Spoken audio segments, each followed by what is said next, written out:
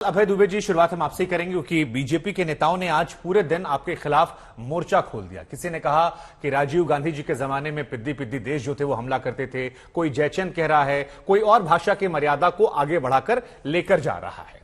लेकिन राजनीतिक आरोपों से इतर हटकर एक सवाल हम आपसे फिर पूछना चाहेंगे कि क्या वाकई में आप लोग इस बात से इत्तेफाक रखते हैं कि भारतीय सेना को अरुणाचल में चीनी सैनिकों ने पीटा है?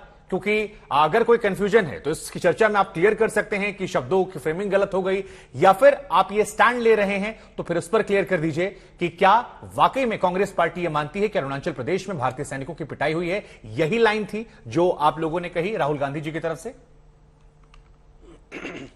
शुभांकर जी, जितना तीव्र और तीखा स्टैंड राहुल गांधी जी और कांग्रेस पार्टी के खिलाफ समूची भारतीय जनता पार्टी ले रही है, रक्षा मंत्री जी, भाजपा के राष्ट्रीय अध्यक्ष जी, गृह मंत्री जी, योगी जी, 10% भी अगर ये एग्रेशन चाइना के खिलाफ दिखा देंगे ना तो चाइना इधर का रुख करना बंद कर देगा।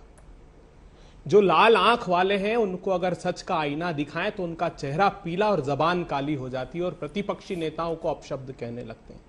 राहुल गांधी जी ने यह गंभीर बात क्यों कही जानते हैं आप? क्योंकि Rahul Gandhi ji parliamentary committee on defence के सदस्य भी हैं और उस कमेटी के चेयरपर्सन जो है वो भारतीय जनता पार्टी के सांसद हैं जुआल ओराम। उन्होंने हाल ही में क्या रिपोर्ट रखी है, मैं सिर्फ 10 सेकंड में उसका उल्लेख करता हूं, देश को सच पता लग जाएगा।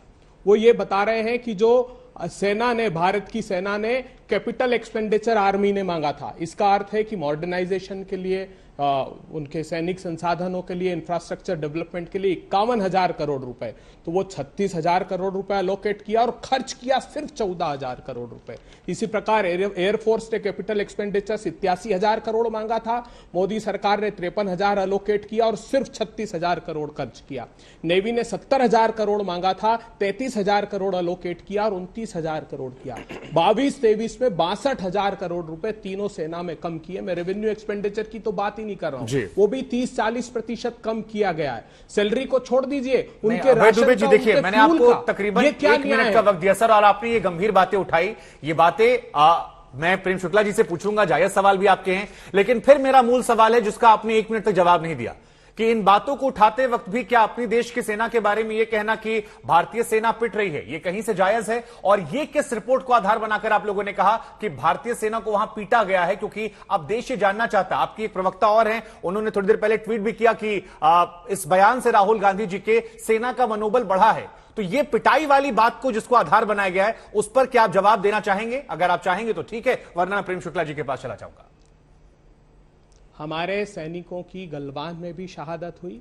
स्वयं रक्षा मंत्री जी ने बताया कि कुछ इंजुरीज हैं, लेकिन तापिर गाओ, जो भारतीय जनता पार्टी के मेंबर ऑफ पार्लियामेंट हैं, उन्होंने कहा है कि 20 सैनिक घायल हुए हैं और 6 गंभीर अवस्था में हैं। वही तापिर गाओ जो सदन में कई बार कह चुके हैं कि 40-40, 50-50 किलोमीटर चीन की सेना अरुणाचल प्रदेश में आ जाती है। 19 जनवरी को तापिर गाओ ने ट्वीट किया कि नाबालिग बच्चों का अपहरण करके चीन की सेना ले गई।